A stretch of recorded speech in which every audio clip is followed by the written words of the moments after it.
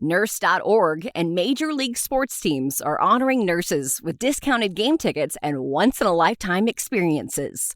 From throwing the first pitch to riding the Zamboni to on-court recognition, join the fun. Visit nurse.org/nurse night to find a nurse appreciation event near you and grab your discounted tickets today. You're listening to Nurse Converse, presented by Nurse.org, a collaborative podcast amplifying diverse nurse voices. Get ready for a dose of inspiration, a sprinkle of education, and a whole lot of community. Hello. This is Everett Moss. We're back with another episode on Nurse.org. And today we are going to be speaking about power. I have some great guests today, and I'll start off with letting them go around the room and kind of introduce themselves. Beth Ann, we'll start with you. Hi, I'm Beth Ann Swan, and I'm the Associate Dean for Education at the Nell Hodgson Woodruff School of Nursing at Emory University in Atlanta. All right, Shawana. Hi, I'm Shawana Moore, and I'm a clinical associate professor and the MSN and DNP program director at the Nell Hodgson Woodruff School of Nursing at Emory University here in Atlanta, Georgia. All right, and Sophie. Hi, everyone. My name is Sophie Egan. I am a senior at Emory Hashem Woodruff School of Nursing, and I'll be graduating in May. I'm very excited about that, and I'm happy to be here for a great conversation today. Big congratulations to you, Sophie, for that undertaking. Thank you. And again, I'm Everett. I've done a couple podcasts here before. I'm a CRNA. I'm also adjunct faculty at Emory University with the CRNA program there. So again, today we're talking about the word power and how that it is not a dirty word, as sometimes it can be misled into thinking that it's a negative term.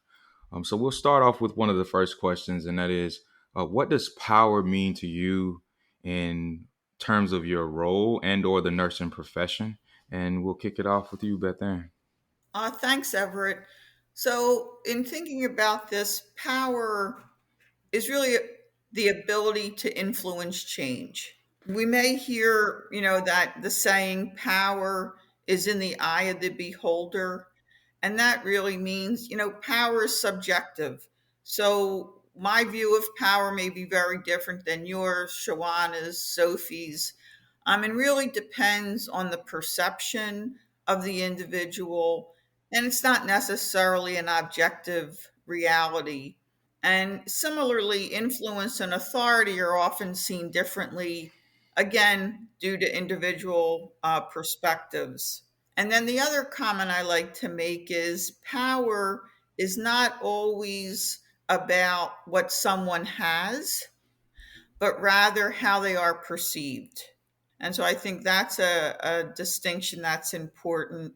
And, in talking with colleagues and other leaders, I try to recommend, do not think of power in absolute terms that someone has it or somebody doesn't have it.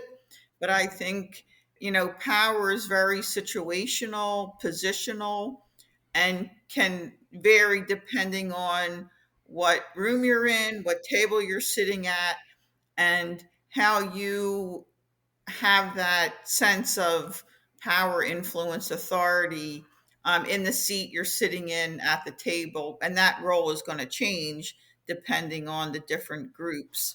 And I would just say, as we're going to transition to the next person, sometimes people underestimate their own power. Absolutely. And so, again, I think that goes back to being, situational, positional. But again, for the bottom line, power is really the ability to influence change. Absolutely. And in terms of that power and influence, and you also mentioned the different roles that we play. Shawana, would you like to touch on how that applies to your area and your experiences when it comes to power, influence, and roles? Absolutely. And I think, to Beth Ann's point, we all have power as if we know we have it or not and when to actually utilize it, right? And I think for me, being in the position I'm in, I've had to learn how first I had to learn that I was powerful, because I don't know Absolutely. that I always thought that. I think I had people around me who saw my ability to influence, and I didn't realize that ability, right? So Mhm. I think the other thing is ensuring you surround yourself around people you think are powerful, because typically those people can help amplify your power or help show you or push you into the direction to go within your power, Mhm. right?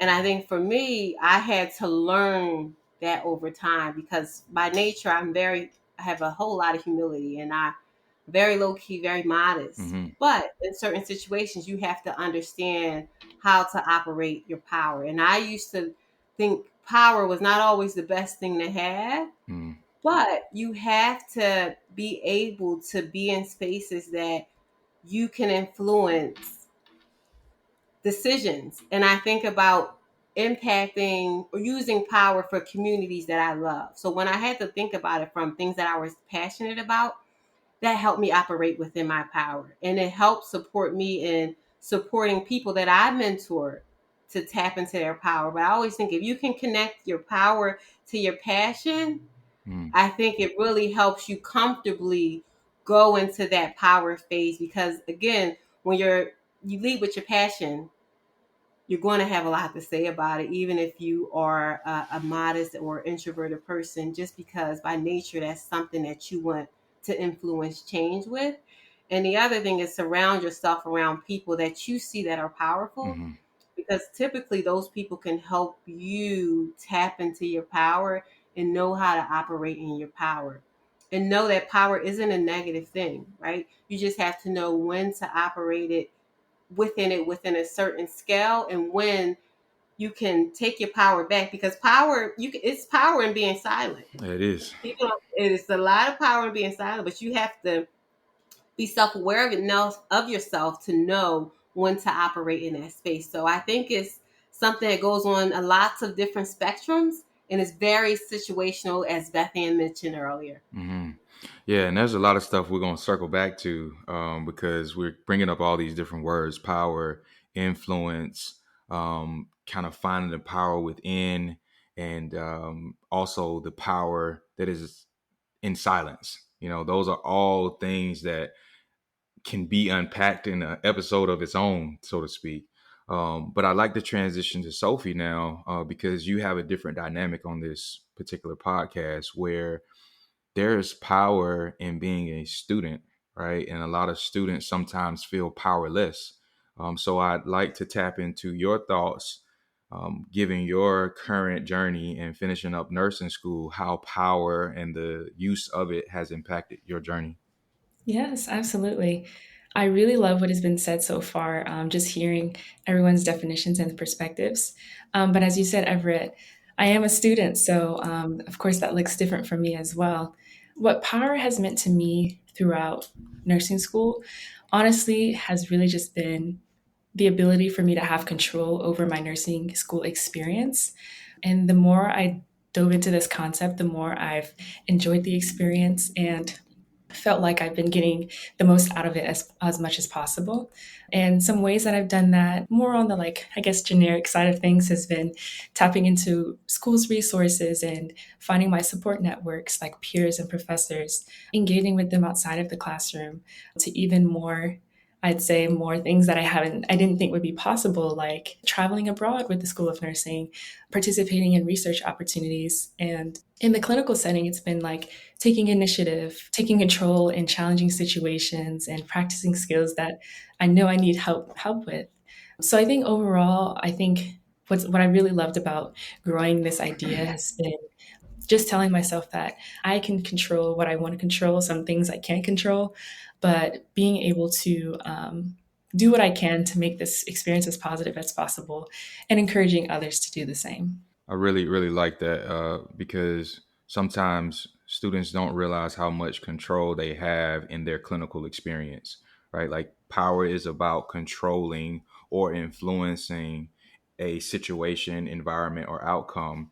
And the more you project that ability as a student, the greater your clinical experience will be. So, hats off to you in having a successful clinical journey thus far, and I'm certain you'll carry that over into your career to come.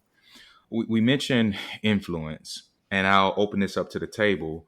Do you have any thoughts on how the word influence, as it relates to power, has an impact in this world of nursing?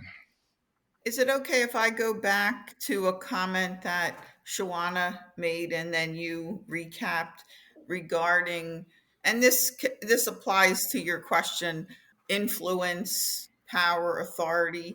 Sometimes each of those words, sometimes you hear the word power and you think that's the loudest person in the room. Sometimes you think of authority and you say that's the loudest person in the room. And oftentimes, and I've known Shawana a long time, so I'm going to personalize this a little bit. She is a very humble person, but I often call her the silent storm Mm-hmm. because Shawana can sit at a table in a room, in a meeting, and her silence is a depiction of her power Mm-hmm. that has in that room at that table. And I think having that appreciation is very important because clearly you don't need to be the loudest person in the room and to have influence. So I just want to make that point because I think sometimes it's kind of this misconception that, well, if I'm in a meeting and I'm the loudest person at the meeting, then everybody's going to think I have power Mm-hmm. or I have authority.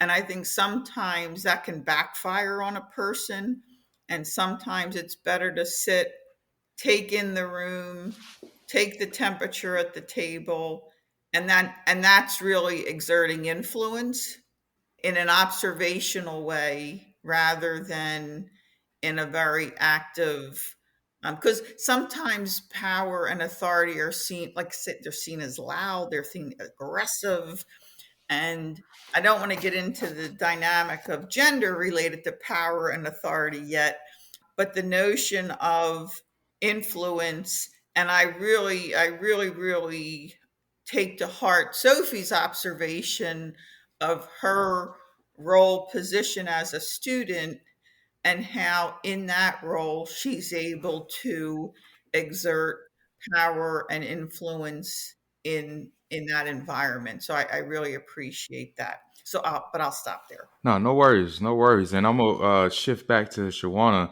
But I was thinking as you were saying that the silent storm, it made me think of either in your personal life or you've seen on TV where you have that matriarch of a family who's like, 90 something years old, soft voice, not loud spoken, but when she speaks or knocks on the table, everybody's silent.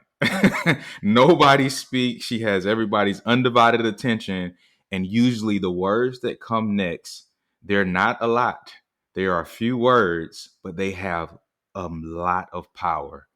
So you made me think of that when you were talking about someone sitting at the table and they're a silent storm because when they do speak up, when that first lightning bolt strikes, it gets everybody's attention.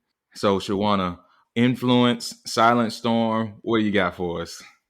You know what? What I'll say is what I've tried to do to teach other people, like Sophie, is how to be self aware of who you are and how to operate within your power, right? And I think the key for me now, being as though like I've known Bethany for a long time and she's been a mentor to me for a long time.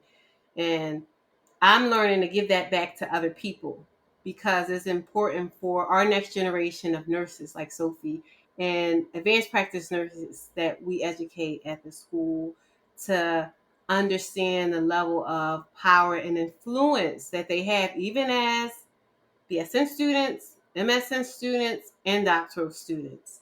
Because sometimes students may get into this role, well, I'm just a student. I'm like, oh no, you are a student that are in a position uniquely equipped to pick up on things and trends that people who are in this work day to day may overlook. But because you have a different set of eyes and a very different perspective, you may say, oh, this process could work better if you do it this way, because this is what I've learned from this other environment. Mm-hmm. Where sometimes when more experienced people are in the trenches every day, we don't see it, but you all pick it up, right? But to Sophie's point is understanding you have the power within that clinical setting to make that recommendation, to make that suggestion, right?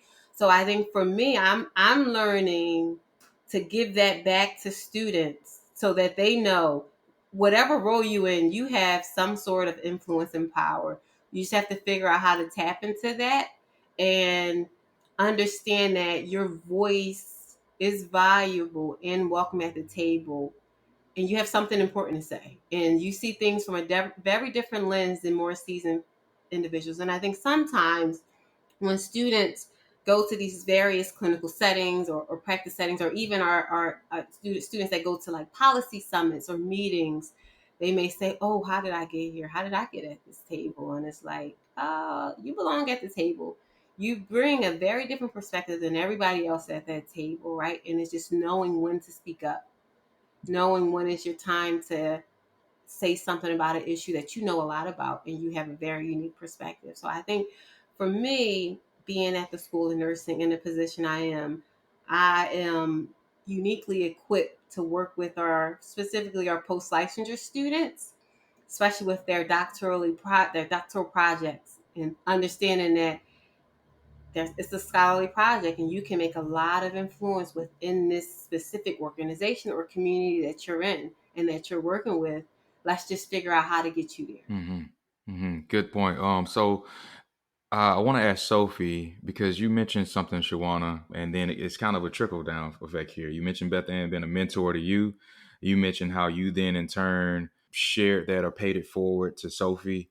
So Sophie, in terms of power, influence, and even the term leadership, do you feel like, one, did you come into the nursing program with those feeling empowered and the ability to influence? And how has the mentorship that you've received allowed you to project more power and more influence? Honestly, coming into the nursing school, I didn't feel the greatest sense of empowerment or even like belief in myself that, okay, here we are, this is gonna happen. I think because everything felt so new, everything from learning how to study a different way to staying up past, how many ever hours to get in the clinical shifts and everything. I felt like my whole world was flipped upside down. So just coming in, not really having that sense of empowerment or influence on others. But even just after my first year of nursing school, so our program is 2 years, the BSN program, even after that first year, which was my junior year, things like changed almost completely. And I think how it happened is one, not only because I had that idea, like I mentioned earlier, of taking control of my experience, but also two, understanding that eyes were on me, not just like professors, of course, because that's expected, but other students below me, their eyes were watching me, looking to me for guidance and support. And so, in a sense, I became a mentor for a lot of the students coming into the nursing program, those who were still in their sophomore year and just, having the same questions that I was having and just worried essentially about what does this mean? What is nursing school truly? And so that encouraged me to kind of start social media pages where I would share stories about nursing school, different tips and tricks. So I really enjoyed doing that. But I've also really enjoyed just those one on one conversations with students where they feel comfortable enough to share vulnerably, like their fears, their excitement about what's coming up. Yeah, I think overall it's been really great just being in that position to receive mentorship from other people like professors and older students, but also to provide it to other people. So I would definitely say at this point, my influence has definitely grown a lot more, and my power as well. But I know even entering into the nursing profession, it's still got has a long way to go. Awesome. And so you mentioned brought up the social media, right? And this is not necessarily directed towards you, Sophie, but in terms of influence, and then the all famous word influencer, and the terms of the power that is behind the self-proclaimed influencer or either publicly proclaimed influencer. So does anybody have any thoughts on the power behind these influencer roles and your either experience or observation on the influence that it's had on the nursing profession? I think that is a compound question and very complex to answer, but I'll take a little shot at it. So I think it's a fine line. There's a lot of misinformation on social media that is given by influencers who portray themselves to be healthcare experts, but technically may not have any certifications Hmm. or degrees that allows them that space or credibility to give that information. So I think that's the first thing. And I think to Sophie's point, to have a nursing student who's being trained and developed to talk about her experience, to provide real information that she's learning in clinical and in an academic setting, be on social media to provide real information, I think is a huge influence, right? Hmm. So I think we have to be careful of who we view on social media as influencers, be very selective, do our research on who people are, what their academic and certification background is, because again, there are a lot of people who attract an audience and they deliver messages, but is that the right message and is that the right messenger? But I think people like Sophie is a messenger. She's a trusted messenger who can be an influencer within the nursing profession, who's well connected to youth, right? I think, Sophie, you're very youthful in nature and appearance. And I think when people are looking into their profession, they're looking for people that they can relate to, identify with, who can give them true lived experiences. So, giving those people your experiences through nursing school, and then once you become a nurse, and then I'm speaking into existence at APRN and either DMP or PhD prepared. I mean, you've solidified yourself as an influencer and you've provided your lived experiences and short snippets over time that people will be attracted to, right? So I think of people like Sophie as being influencers for the future of our profession. And we have to be very mindful of individuals who are in social media providing misinformation and maybe some credible information, but don't have the credible credentials and degree makeup to provide that information. That's fair. That's definitely a great perspective on that. Before I shoot a question to Sophie, Beth Ann, did you have anything on influence or influence that you may want to add to that? Well, perhaps it's generational. Um, I'll put that right out there. New concept to me, but in trying to learn more about, what this whole notion of an influencer is, I think there's a difference between having influence and being an influencer. Mm-hmm. Mm-hmm. And I think, and again, it could be generational, but I just feel like you can be out there as an influencer, credible, not credible, and you're really not influencing anyone, Mm-hmm. Absolutely. right? You've got your followers, you're putting up your content, but it's not a proxy for influencing anyone. Mm-hmm. And so I just wouldn't want us to conflate influence and an influencer. And so that's my comment. And it's really about something we haven't talked about yet. It'll probably come up is the ownership of the influence, the responsibility of having influence and power. So, Sophie, you mentioned, posting content for nursing students. And is there any time that you have potentially experienced an unexpected outcome just from you posting? Like maybe someone reaching out to you and sharing how your experience or sharing has helped them? Oh, yes, absolutely. I think. even in the beginning, before I decided to start sharing like my story publicly on social media, I was very nervous. I was just nervous about the idea of people knowing like the inner workings of how my nursing experience has gone. But once I finally got over that, I started posting. And even within the first few posts that I made, there would be students from like our program like, "Hey, congratulations, like this is really exciting." But the ones that really stuck with me were people kind of being more vulnerable and saying like, "Wow, I actually never thought that this was something that I could do in nursing school," or "Thank you for so much for sharing your experience. I've never considered this perspective." And it's just really comforting to see that someone like you is very similar to who I am, and you're able to do something like this. And yeah, I've even gotten kind of like some personal, they call them like direct messages on those pages. And there were people just like, "Thank you so much for sharing your story. Like, I'm loving this perspective of nursing school." So just receiving comments like that have been very encouraging. And even I've taken it to a point at certain times of asking people, what would be helpful for you to see? What kinds of things do you want to know about nursing school? And that has helped guide some of the content that I've created as well. I just want to make a few connections from what Sophie just said. And, we're talking about power and influence, and she's talking about telling a story. And so, and, we haven't talked about this, but telling one story is really a platform for power and influence. It's one Mhm. platform, but no pun intended, it's a very powerful platform to influence, having that power of the story to influence change. So I just wanted to make that connection because Sophie's talking about telling a story, and I think there's an intersection here related to that.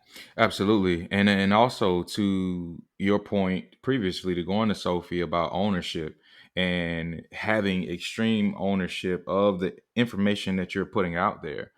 Because it's something that I did when I was in CRNA school and I posted about my journey, posted some information about content because it was never my goal to teach the world anesthesia. My goal was to show the world that you can be a non-traditional student. You can be a married man with 3 kids, not working, going back to grad school and do it. Or you can be the young person who's never heard of anesthesia, but it's now possible because you've been exposed to it. But having that ownership, getting those messages like Sophie gets that says, "Hey, I just want to say thank you so much for sharing your journey because I didn't know what I wanted to do, or I didn't know what was next, or I didn't think I could do it. But by you sharing, it gave me hope or belief or whatever the case may be." And that is powerful in and of itself. And it has major influence. Though I don't go around calling myself an influencer, I'm certain I am called an influencer, but it's more about the influence and power to impact and make a difference in people's lives. Hey nurses, looking for exclusive discounts? Nurse.org has you covered with deals on everything. Save big on the essentials you need to excel in your career. Don't miss out. Visit nurse.org/discounts for the latest discounts made just for you. Which brings me to another point, and that is how has power, more specifically for you, Beth Ann, and you, Shawana, how has power impacted your career, either the way you use it or the way it was used upon you? How did it help you get to where you are today? I always, share with people, I have been very fortunate to have people looking out for me along my journey. And so I just need to be upfront about that. So I've always been able to see one, try one, show somebody else one. And so I can remember as a not in an official leadership position, but being in a position where someone said to me, "Hey, I'm going to this meeting. Do you want to come along?" And I'm like, "Oh wow, that would be great." And so to be able to sit, and it's that silence is to be able to sit there in a room of people that for me they're like my idols, and just to be like, wow, I can't believe I'm sitting here. and and Beth Ann, keep your mouth shut, because you never want to like be dumb or anything or sound not quite right. And so I had those opportunities from people who saw something in me that they said, one day you could do this. Did I ever think I would be a professor? No. Did I ever think I'd ever be a dean or an associate dean? No, of course not. But I had people who kept putting these ideas in my head, and in other words, they did have some power over me because they were attempting to influence and change my mind and my path to say, you're able to do that. And so I just have been and I know everybody doesn't have those people in their life, but like I said, I've been very fortunate to have people in my life kind of always, they're kind of like, invisible on my shoulder, kind of helping me chart, my path. And, that whisper in the ear, to influence. Again, I see them as people who are powerful people who have, I viewed them that way. That was my perception of them, who then exerted some sort of power over me, which I know kind of sounds crazy, but really to influence what my path and my journey has been. I always feel responsible to, when I have that opportunity to say to somebody, hey, bring along the next person. I think that's an important thing to do, because if you find yourself for the first time in a room and you haven't had somebody looking out for you, that can, you can have the best experience that first time, or you can have the worst experience that first time. And if it's the worst, sometimes that will rock your confidence, and you'll think, oh God, I can't do that. I have no authority. I'm not going to be able to influence anybody. And so I think that experience, good versus not so good, really can shape a person to then, when they're in that position for power, influence, authority, it can go either way. And I just, like I said, I have just been very fortunate. Gotcha. Shawana? Oh, that's a hard question. Like Beth Ann took all the thunder from me. I'm like, I have a very similar Come on, Silent experience. Storm. Yes. I'm like, again, I think I put it back to mentorship for me as well, and having people within your circle who I view as powerful, right? Because I think I never thought I went to academia, but it was people like Beth Ann who saw that for me and convinced me to come into academia. So I think it's really surrounding yourself around people that you see as influential and powerful. And the goal is that they will help you see yourself in that light and help align you with opportunities to get you to the next point in your professional life. I think personal too, but I think you have to surround yourself around people. And for me, it's been that I've been afforded the opportunity where people pulled me along and said, Shwan, I think you'll be good at this. And I'm like, oh, okay. But then being powerful enough within yourself to say yes, Yeah. right? Because you could still say, oh, no, I'm not too sure. Right. But being reassured enough and knowing, like, okay, if they suggested it, then I can do it, or at least I'll try to do it. But I think for me, it's really been people around me that has helped pull me to where I need to go the next step. Even when it came to getting a second doctoral degree, right? I never forget, I met with somebody and I said, what do you think about this? And she said, oh, yeah, you can do that. And it was like, okay, I see her as powerful. She said, I can do it, and let's go do it. And it wasn't just saying, yes, I can do it. It goes from writing a recommendation, helping me find grant funding, pulling me through dissertation, coming to my dissertation defense. And so I think it's really, again, aligning yourself with people that you see as powerful. And the hope is that they pour into you as well. And like to Beth Ann's point, you give back to the next person. So like for me, I still mentor people to keep bringing them along. And I think that's the unique opportunity of being in academia and serving students at Emory, because I get to pour into my students. I get to encourage them and amplify them and help them to understand that they're powerful, right? And the goal is that they go back to do that to somebody else as well. Fair enough. And so, Sophie, my question to you would be, how do you, or have you given much thought to how you will use power to help propel your career in your first position? Yes. Just, as the days are coming to an end for undergrad, I definitely thought a considerate amount about what I would like to do to kind of start with implementing that power and influence in my early career. And I think honestly, what it starts with is growing my confidence in that power and influence, kind of how I mentioned earlier. And just knowing that what I'm bringing to the table, my role is essential. The knowledge that I have to share is valuable.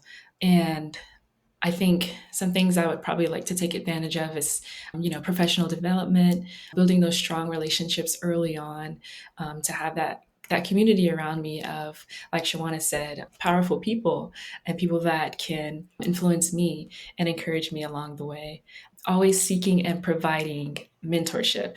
That has kept me going for a very long time because I always love giving back.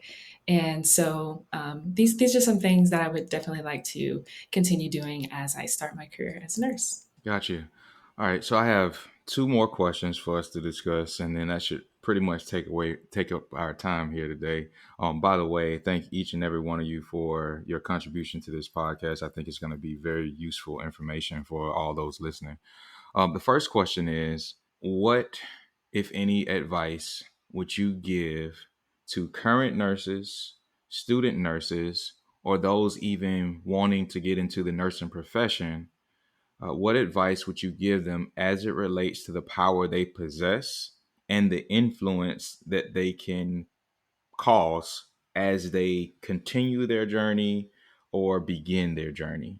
And again, I guess I'll start with you, Beth Ann, and then we'll work to Shawana and Sophie. The advice I would give is always be open to the next opportunity. Just always be open, because if somebody is touching you on the shoulder and saying, "I think you would be good at this," you need to be open, and it doesn't cost a person anything to explore. Mm-hmm. I love And so that. I think openness is one. It doesn't cost you anything. And I think the second thing I would say is, whenever you have an opportunity, like not every opportunity, assess the opportunities, but whenever you have an opportunity to volunteer, or, I got started as a volunteer leader. So I feel like it's another piece of, a suggestion I offer people is, when you find yourself in a position where you have an opportunity to be a volunteer leader, that's just a great getting started place. Especially when I started my volunteer leadership, I was a staff nurse, Mm-hmm. and so I was not organizationally in any type of leadership position. But I felt like being able to be a volunteer leader in a professional organization really helped my professional development, so that when an opportunity became open, my mind was more open to at least explore. Mm-hmm. Because one thing we didn't bring up, and I don't know that we want to get into it here, is that whole notion of, we talk about power and influence, but then that whole notion of the imposter. And so sometimes, like I said, exploring doesn't cost us anything, but that imposter may cost you an opportunity, which I would never want that to happen to someone. Absolutely. A bit to add to that. Definitely, we could spend definitely a whole podcast on imposter syndrome, hands down, because it is ever prevalent in life and amongst all the professions. The other thing you made me think about, this is not like opportunities are all not like timeshares. I don't know if anybody ever been to the timeshare presentation, but nobody's going to hold you hostage and make you say no for 2 hours before they let you go, right? So take advantage of that opportunity. You don't have to commit to it by exploring it. I can definitely say that I'm a living example of what Beth Ann just said. I would at least listen to opportunities, because if you don't listen to the opportunity, then you really don't have any way to know it exists. So by all means, listen to the opportunities, go take that course, especially when the hospital's offering you the free course. Go take it. You can only grow from the information received. All right, Shawana. All right. So I would recommend people flow like water. You flow like water. I always say, no matter what does water do? It's going to flow. Mm-hmm. It's going to make its way around. It may have to build up a bit and then break through, Mm-hmm. but eventually it'll get through. So I would recommend people to flow like water in their journey through the nursing profession, and understanding that there will be various obstacles that come into place, and you may have a time where there's this big wall that's built up and you're like, how am I going to get through this? But I always say water will keep on building up and eventually it'll flow over the wall. And again, when you have those challenges or those barriers that may come up, you have to keep flowing like water, because I'm like, no matter what, water will flow. And you keep going until you get to where you need to be, knowing that your journey will be unique to yourselves. You'll learn about everybody else's experience, but know that yours will be very unique. And I think that was one thing that I loved about my nursing journey thus far, is that it was uniquely designed for me only. And I didn't have a traditional approach. I never worked in a hospital before. And I mean, that's frowned upon. People probably still frown upon nurses. You never worked in a hospital? I'm like, oh no. And before I used to be timid about it, but now I say like no. And I think it helps me influence students that say, well, I might want to go straight through. I may Mm-hmm. not want to go work in a hospital. I'm like, well, yeah, I didn't do that, and this is the path I took. Mm-hmm. So there are other options, right? You'll hear about people who took one route and another route, but I think, again, people have to be able to be open and flow through their journey just as water does. It'll continue to flow no matter what comes in its way, and know that your journey will be uniquely designed for yourself. It's wonderful to hear people's experiences and perspectives, but know that yours will be unique, and that's the beauty of creating your own and chartering your own pathway through our profession. It's very interesting that the silent storm mentions water, because there's a saying that goes, when you come out of the storm, you won't be the same person that entered it. That's what the storm is all about, to lead you, to grow you, to mold you into the person that you become. So I think that was very fitting.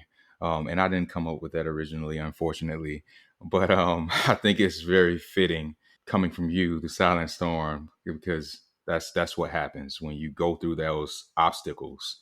It changes you and it grows you. Sophie, advice.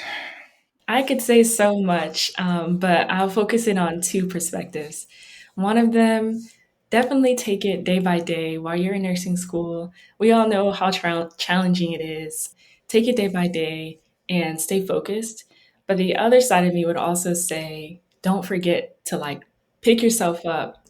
Don't forget about all the opportunities that are at your fingertips, truthfully.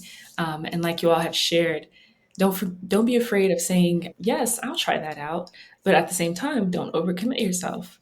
So it's always that delicate balance of, okay, let me just focus on the school. Let me just get this done. Let me get my degree versus let me get involved. Let me see what kinds of opportunities are available for me. So that's where I'm coming from, and that's what I've held very close to me throughout my time in nursing school. Mm-hmm. Now, you mentioned picking yourself up, and I think that something that, and back to what Beth Ann mentioned and the whole imposter thing. There's another saying that says, I am not my thoughts. I am what I do."